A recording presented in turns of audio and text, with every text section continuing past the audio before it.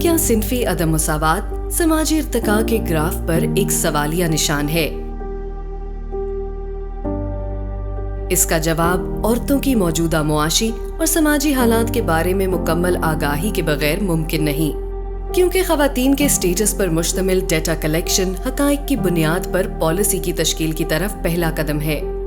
آئین پاکستان کی 25ویں شق ریاست پہ یہ لازم بناتی ہے کہ پاکستان میں صنفی مساوات ہوں اور اس کے ساتھ ساتھ ایسے اقدامات بھی کیے جائیں جس سے خواتین کی معاشی اور معاشرتی استحکام بڑھے۔ پاکستان کے بین الاقوامی معاہدے جیسے سسٹینیبل ڈیولپمنٹ گولز ہیں، وہ بھی پاکستان پہ ہماری ریاست پہ اور سوسائٹی پہ یہ لازم بناتے ہیں کہ عورتیں اکنامکلی سوشلی اسٹرانگ ہوں اور ملک کی ترقی میں اپنا بھرپور حصہ ڈالیں۔ اعداد و شمار اکٹھے کرنے کے لیے پنجاب حکومت کا یہ جو ادارہ ہے، Punjab commission on the status of women, اس نے ایک بہت بڑا سروے کیا پروونس وائڈ، جس میں تقریباً 33,000 گھرانے تھے اور اس میں 30,000 سے لگ بھگ خواتین نے انٹرویو دیے۔ اس سے ہمیں یہ پتہ چلا کہ خواتین 4-5 ایریاز میں کہاں پہ کھڑی ہیں، کیا ان کی فیصلہ سازی میں کوئی شمولیت ہے، ان کی تعلیم کی کیا شرح ہے، ان کی صحت کے کیا حالات ہیں، ان کی خاص طور پہ معاشی حالات کیسے ہیں۔ اگر خواتین کی 49% آبادی کو معاشی شمولیت کے مواقع فراہم نہ ہو تو کیا پائیدار اقتصادی ترقی ممکن ہے؟ Having worked in the field of women's economic empowerment for over 25 years, ایک چیز جو سامنے آئی ہے کہ جب تک آپ خواتین کو معیشت میں انوالو نہیں کریں گے تو the economy cannot change۔ Survey کے مطابق پنجاب میں خواتین کی افرادی قوت میں شمولیت 36.3% ہے۔ دیہی علاقوں میں کام کرنے والی خواتین کی شرح زیادہ، جبکہ شہروں میں نسبتاً کم ہے۔ شہری علاقوں میں 24.9% اور دیہی علاقوں میں 43.4%۔ معاشی شمولیت میں اقلیتی اور معذور خواتین کی تعداد مزید کم ہے۔ مثال کے طور پر اقلیتوں کی افرادی قوت میں شمولیت 31.3% ہے۔ پنجاب میں 45.2% خواتین ایسی ہیں جو کنٹریبیوٹنگ فیملی ورکرز یعنی کہ بغیر اجرت کے کنبے کی کفالت میں اپنا حصہ ڈالتی ہیں۔ 34.3% خواتین یومیہ اجرت پر ملازمت کرتی ہیں۔ اسی طرح 20.2% خواتین سیلف امپلائڈ ہیں اور 0.4% خواتین بطور آجر کام کر رہی ہیں۔ صوبے میں خواتین کی افرادی قوت کی شرح نسبتاً کم ہے۔ سوال یہ پیدا ہوتا ہے کہ خواتین کی معاشی شمولیت میں بہتری کے لیے موجودہ سہولیات کافی ہیں؟ یہاں ملازمت پیشہ 15 سے 64 سال کی صرف 3.3% خواتین کو پک اینڈ ڈراپ کی سہولت میسر ہے۔ اسی طرح 4.9% خواتین ڈے کیئر سینٹرز کی سہولت سے مستفید ہو رہی ہیں۔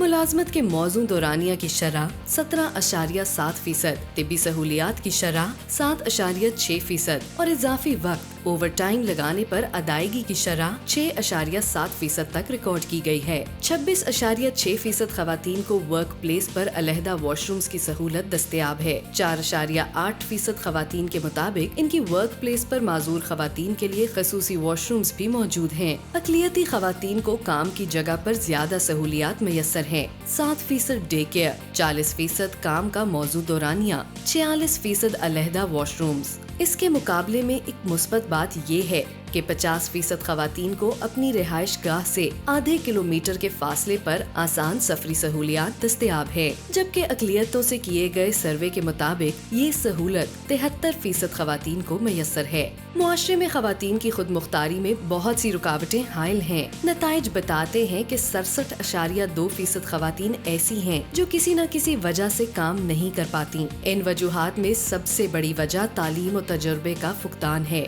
پہلی چیز تو یہ ہے کہ جو خاتون کے پاس جب سرمایہ آتا ہے، جب وہ فائنینشلی انکلوڈ ہوتی ہے اور وہ پیداوار کا حصہ بنتی ہے، تو جو آمدنی آتی ہے وہ سب سے پہلے اس کا امپیکٹ جو ہے وہ گھرانے کی لیول پر ہوتا ہے۔ In terms of both better nutrition, ہم نے یہ بھی دیکھا ہے۔ یہ بھی دیکھا ہے کہ وہ جب کماتی ہے، خاتون کماتی ہے، تو وہ اپنے بچوں کو سب سے پہلے تعلیم یافتہ بنانا چاہتی ہے۔ اور تیسری چیز یہ کہ وہ بچت بھی کرتی ہے، اور یہ جو بچت ہے this really impacts on the ability of the household to manage contingencies۔ Punjab میں 5.7% خواتین بینک اکاؤنٹس کی حامل ہیں، جبکہ 1% خواتین دیگر ذرائع سے معاشی شمولیت اختیار کرتی ہیں۔ شہری خواتین زیادہ بینک اکاؤنٹس رکھتی ہیں۔ دیہی علاقوں کی خواتین میں یہ شرح 4.3% اور شہری علاقوں میں یہ شرح 7.9% ہے۔ یہاں 14.1% انٹرنیٹ استعمال کرتی ہیں۔ خوش آئند بات یہ ہے کہ موبائل فون کی سہولت استعمال کرنے کا اختیار 60.7% خواتین کے پاس ہے، جس کے ذریعے عورت کو معاشی خود مختاری کے علاوہ معلومات تک رسائی کے آسان مواقع بھی میسر ہوتے ہیں۔ We are now witnessing in Pakistan's history for the first time a generation where there are more young women in school than out of school. The demand for education is increasing very dramatically at all levels, in K through 12 all the way to higher education. The next challenge for Pakistan is now what do we do when these girls and young women graduate out of school and colleges? How the society, the politics, the social and institutional structures facilitate the entry of these young women into the labor force is going to be the deciding factor in thinking about both the economic and the social future of this country. Participation of women in labor force can create for us an economic dividend that can really jumpstart and give a boost to this economy. صوبے میں 15 سے 64 سال کی خواتین میں literacy rate کی شرح 48.4% ہے۔ اقلیتوں میں شرح خواندگی مزید کم یعنی 36.2% پائی گئی ہے۔ لمحہ فکریہ یہ ہے کہ 46.6% نوجوان خواتین جو ملک کا قیمتی اثاثہ ہیں تعلیم، ملازمت یا تربیت جیسی سہولیات سے محروم ہیں۔ پنجاب میں 12 سال تعلیم مکمل کرنے کے بعد 18 سے 29 سال کی 5.5% خواتین ملازمت اختیار کرتی ہیں۔ اس میں غیر شادی شدہ خواتین کی شرح سب سے زیادہ 9.2%، جبکہ 3% شادی شدہ اور 4.1% طلاق یافتہ، بیوہ اور علیحدگی اختیار کرنے والی خواتین کی ہے، جبکہ 12 سال تعلیم کی حامل صرف 1.54% معذور خواتین سروے کے وقت ملازمت یافتہ تھیں۔